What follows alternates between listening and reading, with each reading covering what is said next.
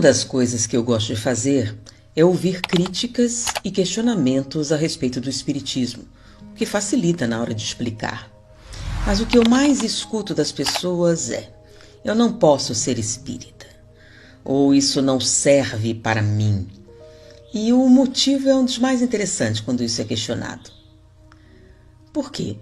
Não consigo ser tão perfeito. Mas o que é ser espírita? Ou melhor dizendo, o que é necessário para ser espírita? O espiritismo é uma proposta filosófica. Apesar de ter consequências comportamentais, ele não é um grupo de rituais ou regras de comportamento específicas. Como proposta filosófica, é uma forma de pensar, uma forma de ver o mundo, uma forma de analisar a nossa realidade. Então, o que é necessário realmente para ser espírita é pensar a realidade a partir de 5 princípios básicos.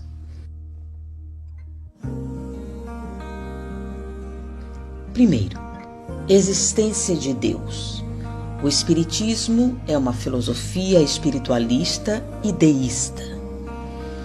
Deus é a inteligência suprema, causa primária de todas as coisas.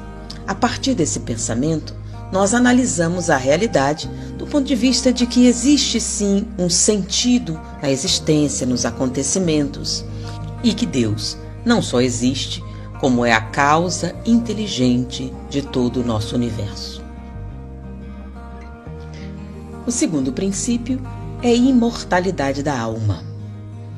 Essa dualidade espírito-matéria que acompanha a história da humanidade. Dos egípcios aos dias atuais, está presente em todas as culturas.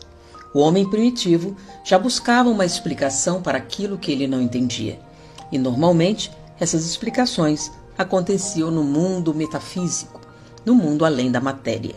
A imortalidade da alma é, então, um dos pilares de todas as teorias espiritualistas e do espiritismo também. O terceiro princípio, comunicabilidade dos espíritos, é o que distancia mais o espiritismo de outras teses espiritualistas. Daí a necessidade de Kardec cunhar um novo termo para separar espiritualismo da ideia espírita. Ou seja, o espírito age sobre a matéria, não é apenas consequência, é a origem de muitos fenômenos. Quarto princípio, reencarnação. O espiritismo acredita que a alma passa por muitas existências corporais, com o fim de aperfeiçoar-se, e é o que fundamenta a justiça divina.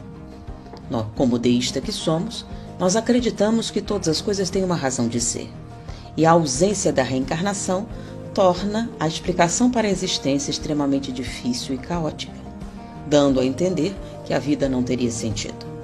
O espírita acredita que todas as coisas acontecem por uma razão e que as provas, as dificuldades surgem dessa necessidade de aperfeiçoamento. O quinto princípio é o da evolução espiritual. O espiritismo acredita que a evolução acontece no espírito e que, à medida que ele se depura, ele produz alterações no mundo material, de maneira que a evolução que nós visualizamos no mundo físico é uma consequência da evolução espiritual. E nós não surgimos diretamente como espírito. As mudanças começam com o princípio espiritual, que é o primeiro impulso de alteração da matéria, que deu origem ao movimento e os processos materiais como nós conhecemos. Por trás de cada processo material existe um processo espiritual. No momento em que esse princípio espiritual adquire um nível de maturidade, ele se transforma em espírito, que é um princípio inteligente do universo, independente, que passa a fazer as escolhas utilizando-se do livre-arbítrio que ele conquistou.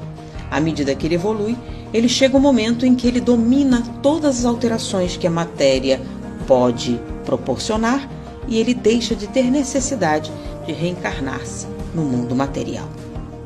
Ou seja, A cada nova existência, o espírito dá um passo adiante na senda do progresso em rumo da perfeição.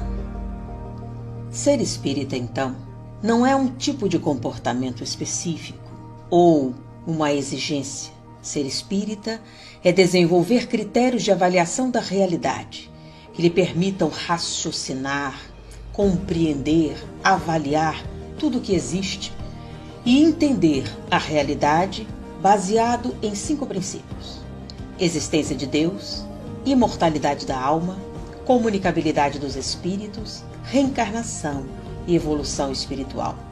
A partir desses princípios, o raciocínio, em consequência, o comportamento do espírita se desenvolve. Então, ser espírita é pensar como espírita, é raciocinar como espírita.